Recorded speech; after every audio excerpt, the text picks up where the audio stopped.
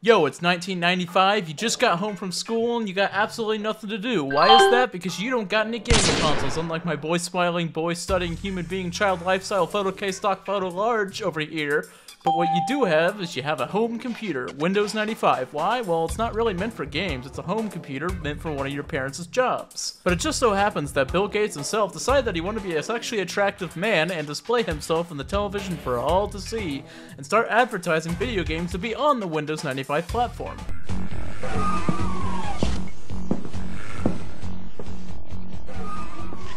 These games are getting really realistic.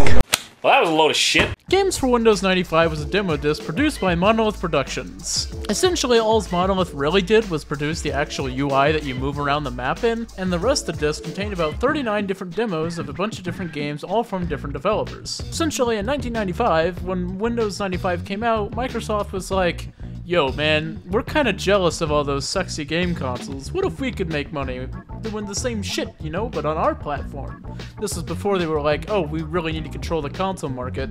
So they were like, let's do PC gaming. So on January 15th, 1996, the demo disc had released at pretty much critical acclaim. I mean, the thing came out at $10 and you got access to 39 different games.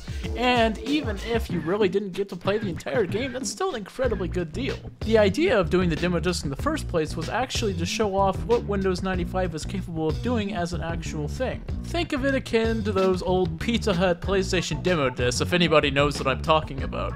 I gotta talk about these now, don't I?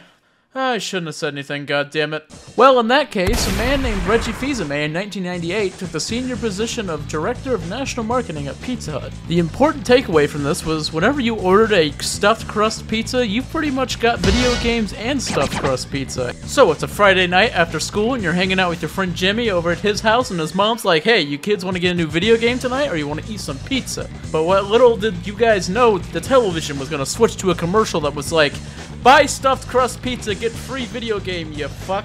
So now you get home, you got the pizza, you got the demo disc, and you got the television, and you're like, yo, let's turn that shit on, play some PlayStation, baby.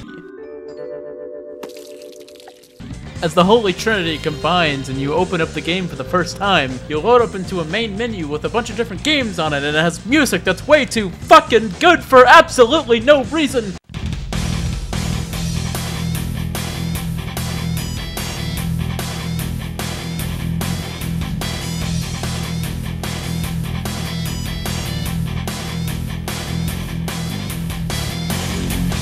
There was actually 3 of these discs.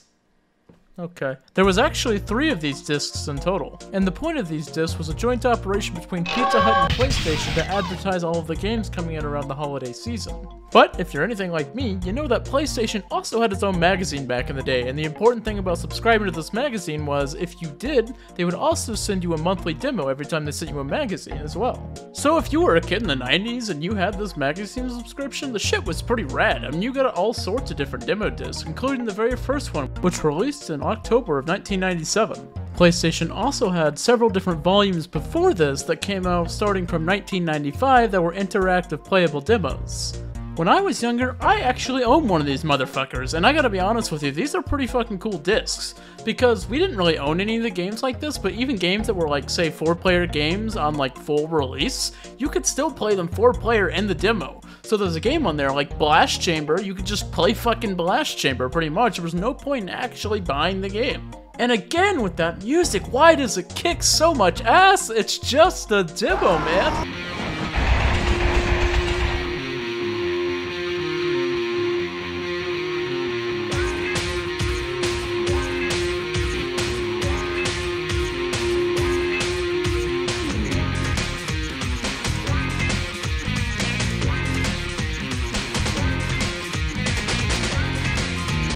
Volume 3 in particular is what I'm especially nostalgic for. I love Volume 3, and Volume 3 has a lot of really good games on it too. A lot of these demos actually were repeated from a lot of these. So like for instance, when I talked about the PlayStation 1 demo disc earlier, Crash Bandicoot was on one of those, or Crash Bandicoot Warped rather, but Crash Bandicoot itself was also on like 3 or 4 different other demo discs for people to play.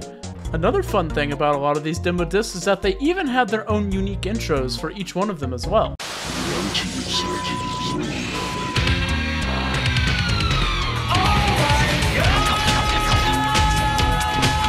There's actually one more pair of demo discs that I'd like to talk about today, and that is actually for the Sega Dreamcast, which I had only learned about rather recently, because I've never seen anyone talk about these discs before. These would be the Dreamcast Generator Volume 1 and Volume 2 discs. During the last year of the Dreamcast life, Sega was getting rather desperate, so when people bought a brand new Dreamcast system, they would get these demo discs included in the box. Now, how this was supposed to help the system's life, I have no idea. I mean, they weren't really all that super unique. Actually, both of these discs included a lot of games that were already on PlayStation demo discs that we had covered, including games like Tony Hawk Pro Skater, which I believe is on one of the Pizza Hut discs. It was really only 2 discs, and between the 2 discs, I believe there's about 10 or 12 games, not really that many. Not to mention, the menus didn't really have that much unique music either, though I do kind of like the background and how it echoes a little bit with the sound around it, as if maybe you're doing this inside of a garage or something. It's quite interesting, but the UI is nothing special, but I think it's pretty cool to see that the Dreamcast had anything like this at all.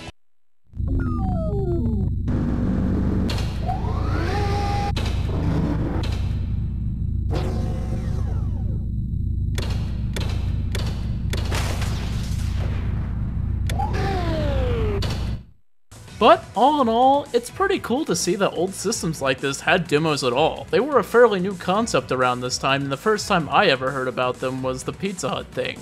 I wasn't even alive when the whole Pizza Hut promotion happened. I believe that was 1998. I was born in the year 2000, so this is all out of my league, but I think it's pretty cool and pretty nifty, you know? Demos weren't really a new concept to me. They were just like a thing, they were already around, but to a lot of people, this was the thing, you know, it was demos, like what the hell is this, you know? It's like playing a beta build of these games, and it's pretty cool being able to see what might be older builds of these games. I'm not entirely sure if that's what they were, or if they just like cut out sections and then put a unique blocker in the way or something for it. But that's about it. See ya.